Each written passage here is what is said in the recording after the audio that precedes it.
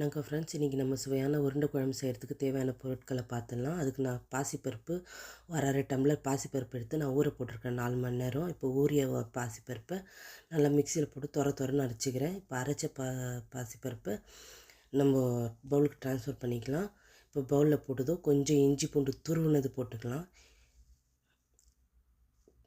இப்போ கொஞ்சோண்டு துருவுனது கருவேப்பிலையும் கொத்தமல்லியும் பச்சை மிளகாவும் போட்டுக்கலாம். இப்போ 2 ஸ்பூன் அரிசி மாவு போட்டுக்கலாம், ஏன்னா அந்த மேலே கிறிஸ்பியாக வரத்துக்காக. இப்போ நமக்கு தேவையான அளவு கொஞ்சம் உப்பு சேர்த்துக்கலாம். கொஞ்சோண்டு ஜீரகம் சேர்த்துக்கலாம். இப்போ நம்ம பொடிசாக நறுக்கின வெங்காயத்தை சேர்த்துக்கலாம். இதில் சேர்த்துட்டு நல்லா மிக்ஸ் பண்ணி எடுத்துக்கலாம். இப்போ வெங்காயம் போட்டாச்சு, இதை நல்லா மிக்ஸ் பண்ணி எடுத்துக்கலாம். மிக்ஸ் பண்ண உடனே நம்ம கொஞ்சம் நேரம் ஊற வச்சிடலாம். ஒரு அரை ஹவர் ஊற வச்சா அந்த பால் உங்களுக்கு நல்ல சாஃப்டாக வரும், ஸ்மூத்தாக வரும் உங்களுக்கு அந்த உருண்டை. அதனால கொஞ்சம் ஊற வச்சு எடுத்துக்கலாம். இப்போ நம்ம ஊறிடுச்சு. இப்போ நம்ம குழி நேரத்தில் கொஞ்சம் எண்ணெய் தடவிட்டு நம்ம இந்த உருண்டைங்களை சின்ன சின்னதாக உருண்டை பிடிச்சி நம்ம குழி நேரத்தில் போட ஆரம்பிச்சிடலாம். எண்ணெய் தடவிட்டு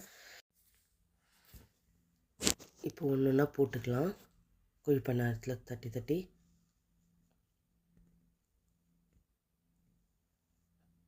இது குழி நேரத்தில் செஞ்சாலும் டேஸ்ட்டாக இருக்கும். எண்ணெயில் பொரிச்சியும் எடுத்துக்கலாம், எப்படி வேணுமோ அப்படி எடுத்துக்கலாம்.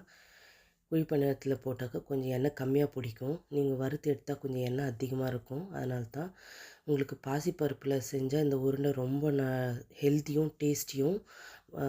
கடலைப்பருப்பில் கூட செய்யலாம், ஆனால் அது கொஞ்சம் வாய்வுன்றதுனால நிறைய பேர் சாப்பிட மாட்டாங்க. பட் பாசிப்பருப்பில் கொடுத்தா ரொம்ப ஸ்ட்ராங்கு, உடம்புக்கு நல்ல குளிர்ச்சியும் கூட. இப்போ நம்ம மூடி வச்சு இப்போ இதை வேக வச்சிடலாம். இப்போ நம்ம மூடி போட்டு திறந்தாச்சு. இப்போ இதை வெந்த உருண்டையை நம்ம திருப்பி போட்டுக்கலாம். இப்போ நல்லா திருப்பி போட்டு மூடி வச்சிடலாம். இப்போ மறுபடியும் திறந்து பார்த்தா உருண்டைங்கள்லாம் நல்லா வெந்திருக்கு.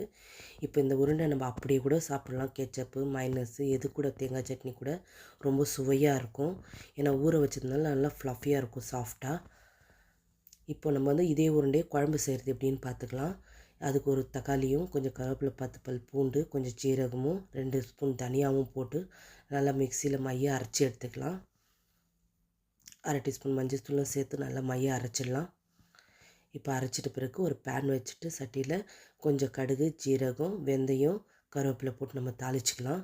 எப்படி தாளிக்கிறோமோ அதே போல் தாளிச்சிக்கலாம். இப்போ நம்ம பொடிசாக கட் பண்ணி வச்ச சின்ன வெங்காயத்தை போட்டு நல்லா வதக்கலாம். அதை வதக்கும் போது கொஞ்சோண்டு உப்பு சேர்த்து வதக்கலாம்.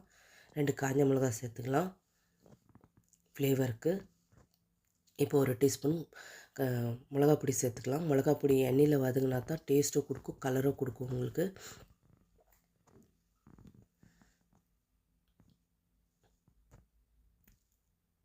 இப்போ இது நல்லா வதங்கிடுச்சு. இப்போ நம்ம அரைச்சி வச்ச தக்காளி விழுது அதில் கொட்டிக்கலாம். உங்களுக்கு வேணும்னா புளி சேர்த்துக்கலாம்.